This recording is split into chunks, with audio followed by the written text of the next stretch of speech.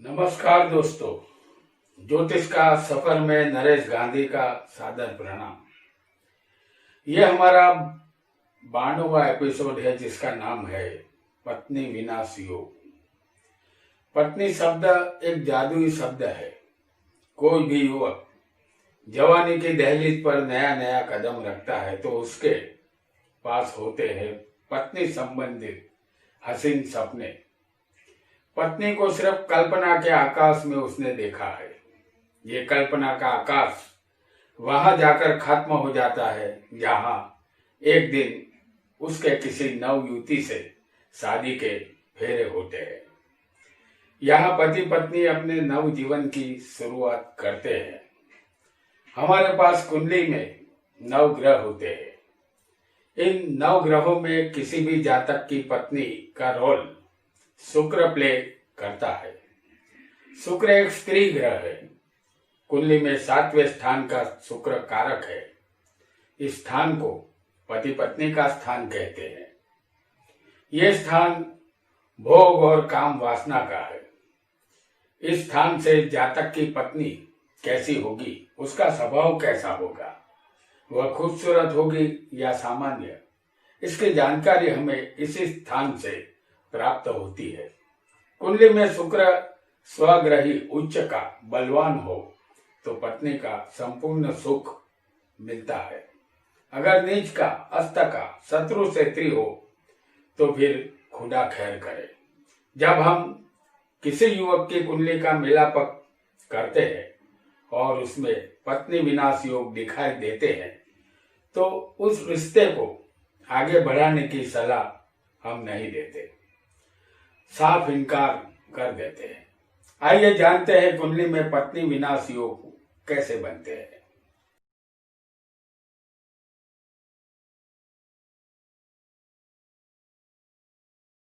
इस कुंडली में कोई राशि नहीं लिखी है, सिर्फ लग्न लिखा है।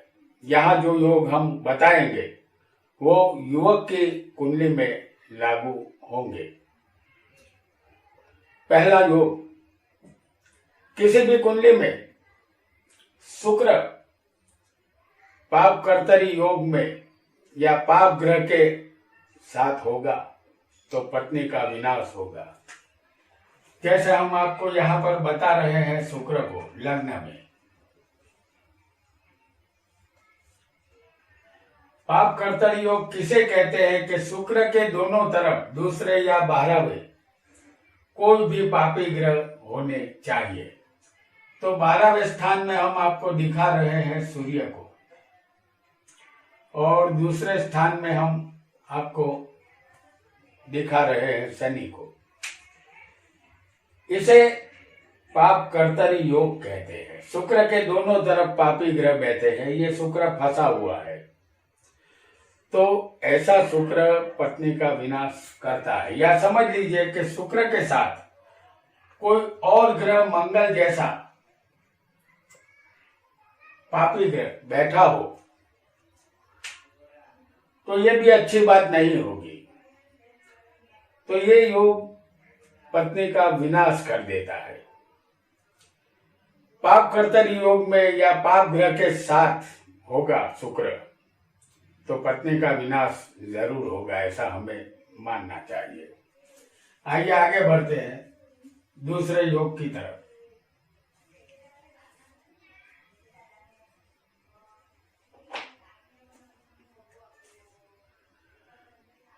दूसरा योग, शुक्र से 4ठे, 8वें या 12वें पाप ग्रह होंगे तो पत्नी का विनाश योग बनेगा।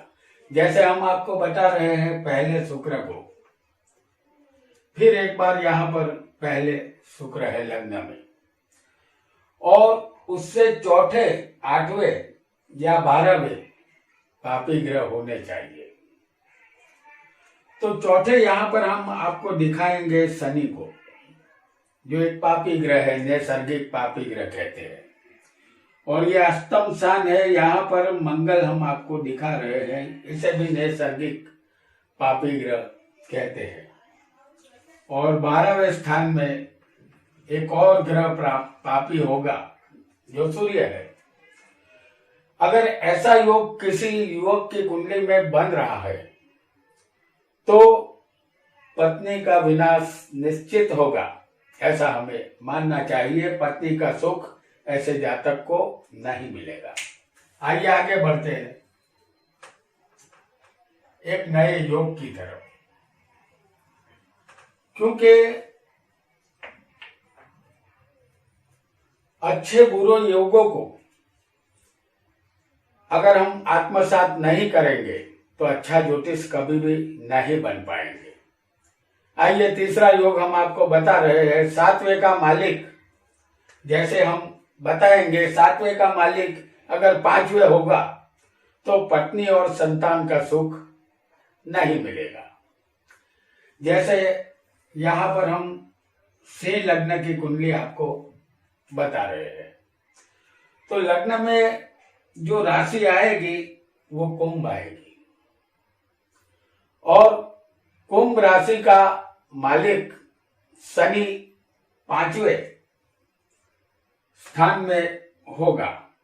जैसे हम यहां पर आपको दिखा रहे हैं, ये धनु राशि का शनि होगा। तो सातवें का मालिक अगर पांचवें बैठ जाएगा तो पत्नी और संतान सुख नहीं मिलेगा, ऐसा हमें मानना चाहिए। क्योंकि ऐसे योग वाले जातक को न तो संतान का सुख मिलता है और न ही पत्नी का। आइए आगे बढ़ते हैं एक और योग की तरफ।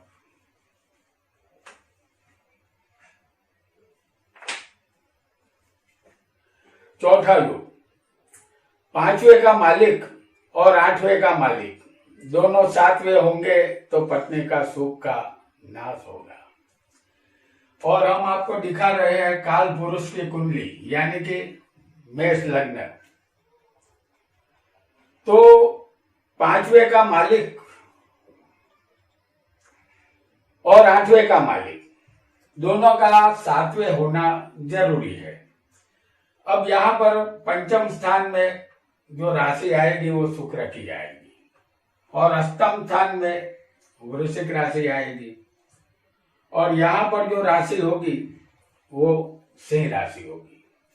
तो पांचवें का मालिक यहां बनेगा सूर्य और आठवें का मालिक बनेगा मंगल। तो ये सूर्य और मंगल सातवें नहीं होने चाहिए।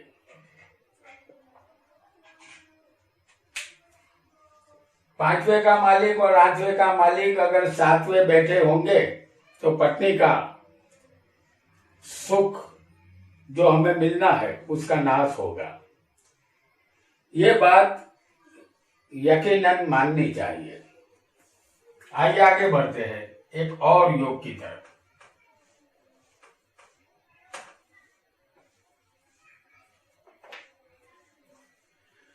यह हमारा पांचवा योग है, सिंह चंद्र पांचवे हो। जैसे हम यहां दिखा रहे हैं आपको, पांचवा स्थान ये है और सिंह चंद्र पांचवे हो। चंद्र सिंह कब बनता है? जब उसके सूर्य बिल्कुल नजदीक होता है। तो हम यहां आपको दिखा रहे हैं सूर्य को, क्योंकि ये चंद्र सूर्य के निकट का है, इसे सिंह चंद्र कहते हैं। तो सिंह चंद्र पांचवे हो यानी कि सूर्य के नजदीक का चंद्र क्षीण होता है, ये बात हमेशा याद रखें। और पहले सातवें और 12वें पापी ग्रह हो तो जातक बिना स्त्री और बिना पुत्र का होता है। जैसे पहले हम आपको दिखा रहे हैं शनि को।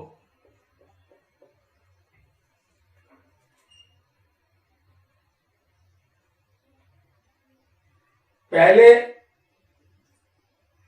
पांचवें सिंह चंद्र है सूर्य की वजह से और चौथे सूर्य है, इसकी वजह से चंद्र सिंह है। और शनि सातवें हम आपको पहले दिखाया है, सातवें हम आपको मंगल को दिखा रहे हैं और 12वें होगा राहु।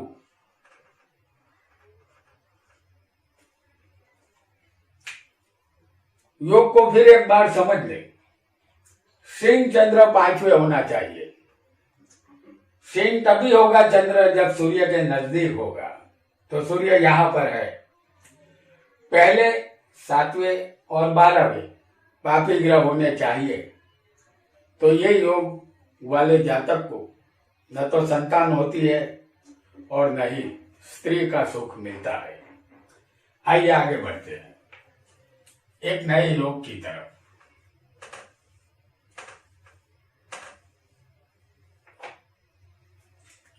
छठा योग, कोई भी लग्न हो, 7वें सूर्य और राहु हो, जैसे हम यहां दिखा रहे हैं। सप्तम स्थान इसे कहते हैं। यहां पर सूर्य राहु हो किसी को भी, किसी की भी कुंडली में, तो किसी स्त्री की वजह से धन का नाश होगा। वह स्त्री कोई प्रेमिका भी हो सकती है या पत्नी भी हो सकती है। तो ये सप्तम स्थान पत्नी का होता है। इस स्थान में सूर्य राहु के आ जाने से कोई भी स्त्री की वजह से धन का नाश होगा, ऐसा हमें मानना चाहिए। आइए आगे बढ़ते हैं। 7वां योग, 7वें वृषभ का बुध होगा। जैसे हम वृषभ का बुध आपको बता रहे हैं। यहां पर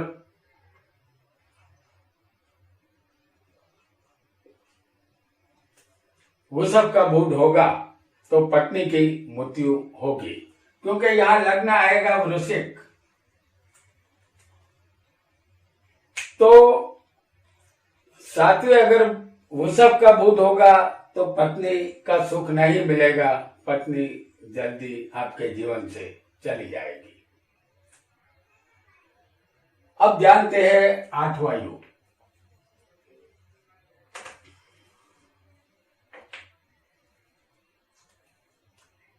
7वें मकर का नीच का गुरु, जैसे हम आपको यहां पर बता रहे हैं। मकर राशि और नीच का गुरु, इस राशि में गुरु नीच का होता है। तो नीच का गुरु पत्नी का विनाश करेगा। यहां पर लग्न बनेगा कर्क लग्न। तो 7वें अगर नीच का गुरु पति पत्नी के स्थान में आएगा तो ये पत्नी का सुख नहीं देता। परिणाम स्वरूप यहां पर पत्नी की विदाई हो जाएगी। आइए आगे बढ़ते हैं एक और योग की तरफ। ये 9वां योग है। 7वें अगर मीन राशि के शनि मंगल, यानी कि मीन राशि 12 नंबर को कहते हैं। अगर यहां पर शनि और मंगल बैठे होंगे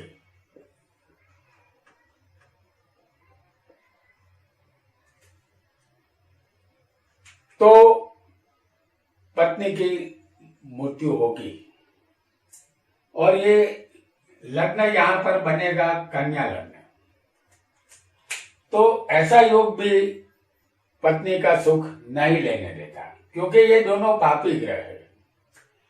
तो इस स्थान में अगर दोनों पापी शनि या मंगल बैठे होंगे तो यहां पत्नी का सुख ज्यादा नहीं मिलेगा।